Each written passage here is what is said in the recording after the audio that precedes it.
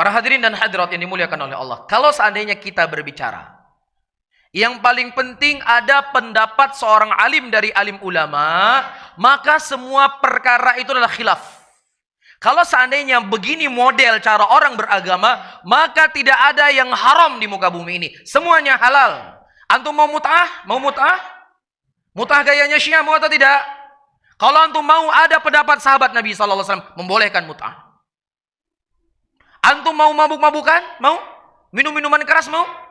Ada pendapat sebagian ulama salaf yang mereka menghalal minuman keras kecuali hanya terbuat dari anggur saja. Selain daripada anggur, minuman keras semuanya halal. Apa lagi? Mohon maaf, antum ingin mendatangi istri melalui duburnya? Saya punya pendapat ulama salaf. Mereka mengatakan halal. Hah? Antum ingin makan riba? Ya, orang-orang yang tadi kerja di bank, kemudian buru-buru keluar dari bank, antum terlalu terburu-buru. Padahal ini perkara khilaf. Ada sebagian ulama yang mengharamkan riba, cuma riba nasi, adapun riba fadl mereka tidak mengharamkan. Jadi kalau mau mencari khilaf, apa saja kita akan ada ucapan para ulama di sana. Namun bukan begitu cara kita beragama. Ya, saya tantang semua dai-dai yang ada. Kalau seandainya dia bisa mendatangkan bahwasanya musik ini sepakat seluruh para ulama, maka saya ikut dengan ucapannya. Ini sama saja. Orang nggak mau terima kebenaran, cari pembenaran. Kalau begitu juga Syiah akan berkata, siapa yang mengatakan mut'ah itu adalah haram, ijma' seluruh para ulama, seluruh para sahabat Nabi, saya akan tinggalkan mut'ah ini. Kita nggak bisa menukilkan, karena ada khilaf para sahabat di sana. Bisa difahami? Namun al-ibrah bukan qaul fulan wal alan. Al-ibrah apakah itu sesuai dengan dalil ataukah tidak?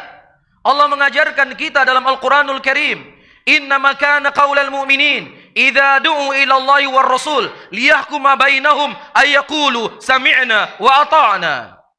Hanya saja ucapan orang-orang beriman ketika mereka diseru kepada Allah dan mereka diseru kepada Rasul, apa yang diperselisihkan di antara mereka, maka mereka mengatakan kami mendengar apa yang datang dari Allah dan kami mendengar apa yang datang dari Rasul sallallahu alaihi wasallam. Mereka tidak mengatakan ini khilaf, ini ada pendapat fulan, ini ada pendapat allan. Bukan ini akhlaknya seorang mukminin. Allah Subhanahu wa taala sebutkan juga dalam Al-Qur'anul Karim. Nah, wa ma kana lil mu'minin wala mu'minatin idza qadallahu wa rasuluhu amra ayyakuna lahumul khiyaratu min amrihim. Tidak pantas bagi seorang mukminin, tidak pantas bagi mukminat ketika Allah dan Rasulnya telah menentukan suatu perkara, dia memilih perkara yang lainnya. Apa perkara yang lainnya? Khilaf ulama, ada pendapat fulan. Ini perkara yang lainnya. Makanya Abdullah ibnu Mas'ud, Abdullah ibnu Abbas, itu kalau menurut konsep yang kita sebutkan tadi, terlalu kaku dalam beragama. Coba Ibnu Abbas kenal sama dai-dai hari ini, mungkin beliau nggak bersikap seperti itu, lebih bijak sikapnya. Apa maksudnya? Disebutkan dalam Sahih Bukhari, datang orang-orang bertanya kepada Abdullah ibnu Abbas tentang permasalahan haji, masalah fikih ya, masalah haji. Kemudian Ibnu Abbas mendatangkan hadis dari Nabi SAW. Kemudian mereka berkata, wahai Ibnu Abbas, tetapi Abu Bakar berkata demikian, tapi Umar berkata demikian. Oh ya sudah, khilaf berarti ini. Ada pendapat Abu Bakar kok, kan begitu. Ada pendapat Umar kok dalam masalah ini. Ya sudah, udah, kamu ngamalin ini, saya ngamalin ini. Apakah begitu? Ya, makanya Ibnu Abbas nggak kenal dai-dai zaman sekarang. Abdullah ibnu Abbas menyebutkan, yushiku an tanzila alaikum hujarati minas sama. Aqulu qaulu Rasulullah sallallahu alaihi wasallam wa taqulu qaulu Abu Bakar wa Umar. Hampir-hampir batu-batu dari langit tersebut jatuh mengimpit kalian. Aku mengucapkan ucapan Nabi, kalian telah berkata Abu Bakar dan Umar. Ucapan Rasulullah ya mau ditentangkan dengan ucapan Abu Bakar dan Umar, begini sikap para Abdullah ibn Abbas. Bagaimana lagi ketika ditentangkan ucapan Rasulullah dengan ucapan selain daripada beliau? Iya. Disebutkan dalam Sahih Muslim, datang orang-orang kepada Aisyah radhiyallahu taala anha dan mengkhabarkan Abdullah ibn Mas'ud berfatwa bahwasanya wanita-wanita yang mereka mandi dari haid hendaknya membuka kepangan rambutnya. Itu pendapatnya ya Abdullah ibn Amr bin As. Fikih kan? Masalah fikih enggak? Masalah fikih. Kemudian didengar oleh Aisyah radhiyallahu taala anha. Bagaimana sikap Aisyah? Sampaikan kepada Abdullah bin Amr bin As. Dulu saya mandi dari haid dan Nabi SAW masih hidup. Beliau tidak memerintahkan saya untuk membuka kepangan rambut saya. Kenapa kamu tidak langsung mengatakan kepada Abdullah bin Amr bin As, dia untuk sekalian berfatwa agar wanita mencukur rambutnya sampai gundul ketika dia mandi haid? Ini sikap ta'zim li hadithi Rasulullah sallallahu alaihi wasallam. Oleh karena itu kata Imam Syafi'i rahimahullah, ya tidak halal bagi seseorang ketika setelah jelas hadis yang datang dari Nabi Muhammad sallallahu alaihi wasallam kemudian dia memilih petunjuk yang lainnya. Ini diantara hawa nafsu yang syaitan masuk dalam bab khilaf. Semua dibuat khilaf. Bisa difahami ya?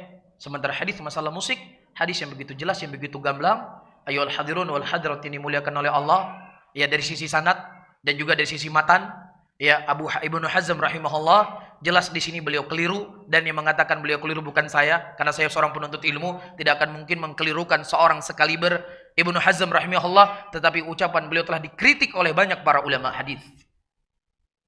Ya telah dikritik oleh banyak para ulama hadis, karena di antara alasan Ibnu Hazm mendhaifkan hadis tentang haramnya alat musik yang ada di Sahih Bukhari, karena di sana para rawi yang meriwayatkan dari sahabat Nabi, dia ragu sahabatnya fulan ataukah fulan.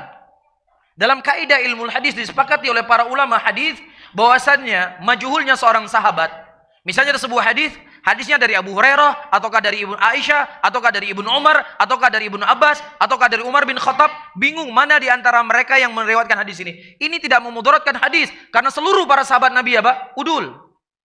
Apakah fulan, apakah alat, itu sama semuanya, nggak beri pengaruh hadis. Dan Ibnu Hazm mendhaifkan hadis karena alasan ini. Bisa difahami ya? Ini pembahasan ilmu hadis. Al-muhim, saya ingin mengisyaratkan para ulama telah banyak membantah ya ucapan Ibnu Hazm ketika mendhaifkan hadis ini. Nah, kalau seandainya hadis ini dhaif, tentang alat musik itu bukan hanya hadis ini saja. Silakan baca tafsir ayat-ayat Al-Qur'an. Ya, wa antum samidun. Ya orang-orang munafik, orang-orang musyrikin pada waktu itu mereka mengejek Rasulullah sallallahu alaihi wasallam dalam keadaan mereka bernyanyi-nyanyi mengejek Rasulullah. Ini Allah mencela, menyebutkan tentang apa? Tentang perbuatan mereka, perangai mereka dalam keadaan mereka bernyanyi-nyanyi. Ya, dan ayat-ayat yang lain sebagainya yang tentunya dibahas oleh para ulama, dan kita juga sudah punya ceramah dalam masalah ini dari sisi hadis. Ya, kita jabarkan dari sisi hadis Rasulullah sallallahu alaihi wasallam dan dari sisi ucapan para ulama dan bantahan para ulama, ya orang-orang yang mereka mengambil pendapat Ibnu Hazm rahimahullah mendhaifkan hadis tersebut. Bisa difahami?